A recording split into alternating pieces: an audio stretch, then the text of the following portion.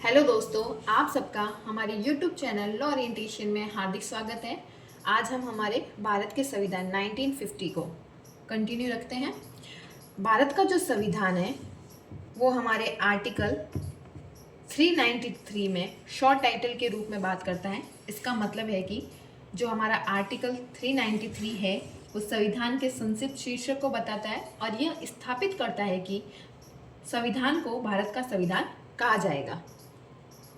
जो हमारा आर्टिकल 394 है वो हमारे कमेंसमेंट से रिलेटेड बात करता है, मतलब हमारे जो संविधान के प्रारंभ से संबंधित बातें करता है, जिसमें जो 26 नवंबर 1946 को कुछ हमारे अनुच्छेद लागू हुए थे, जैसे आर्टिकल 5, आर्टिकल 6, 7, 8, 9, 16, 222, 324, 367, 379, 380 ऐसे करके कुछ हमारे एक्ट आर्टिकल्स लागू हुए थे।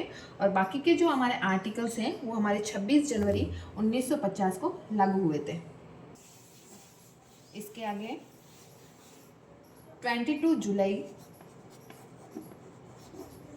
1947 को हमारे नेशनल फ्लैग को हमने अडॉप्ट किया था। हमारे 24 जनवरी 1950 को नेशनल एंथम को अडॉप्ट किया था। हमारे भारत के संविधान के हम की फैक्ट्स को अब रीड करते हैं। पहला जो की फैक्ट है वो संविधान सभा द्वारा ही संविधान का निर्माण हुआ है, मतलब हमारी जो कॉन्स्टिट्यूशन असेंबली है ना, उसी के द्वारा हमारा संविधान बना है। दूसरा है कि जो हमारे संविधान सभा का जो विचार है, मतलब इसका जो विचार था वो हमारे कैबिनेट मिशन में, जो हमारा कैबिनेट मिशन है 1946 के तहत हुआ था। और संविधान को बनने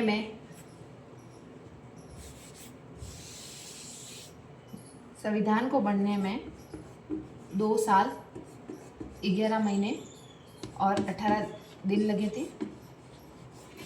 जो हमारा संविधान है वह हस्त निर्मित है, प्रिंटेड या टाइप्ड नहीं है, और इसको हमारे प्रेम बिहारी नारायण रायजादा द्वारा लिखा गया था। हमारे संविधान में government of India act 1935, government of India act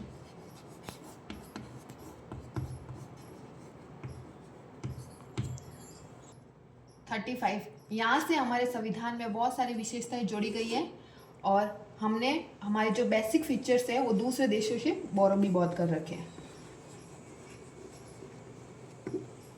ये हमारे कॉन्स्टिट्यूशंस ऑफ इंडिया के की पॉइंट्स थे। अब हम हमारे अगले लेक्चर्स में हमारे कॉन्स्टिट्यूशंस असेंबली के ना बैकग्राउंड्स हिस्ट्री को डिटेल से कवर करेंगे। अगर आपको हमारा वीडियो अच्छा लगा तो लाइक, शेयर एंड सब्सक्राइब जरूर कीजिएगा। Thanks for watching.